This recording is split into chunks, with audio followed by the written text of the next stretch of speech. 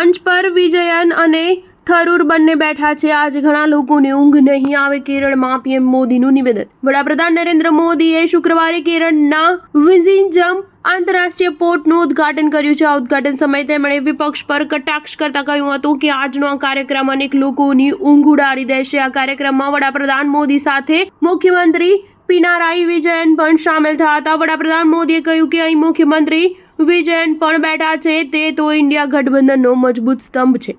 શશી થરૂર પણ બેઠા છે। આજનો આ કાર્યક્રમ અનેક લોકોની ઊંઘ ઉડાડી દેશે। જ્યાં મેસેજ જવાનો હતો ત્યાં પહોંચી ગયો છે। વધુમાં પીએમએ આદિ શંકરાચાર્ય વિશે વાત કરતા કહ્યું કે આજે ભગવાન આદિ શંકરાચાર્યજીની જન્મ જયંતિ છે। 3 વર્ષ પૂર્વે સપ્ટેમ્બરમાં મને તેમની જન્મભૂમિ જવાનું સૌભાગ્ય મળ્યું હતું। કેરળથી નીકળી દેશની ચારે ખૂણામાં મઠની સ્થાપના કરી આદિ શંકરાચાર્ય જ રાષ્ટ્રની ચેતનાને જાગૃત કરી છે। હું તેમને નમન કરું છું।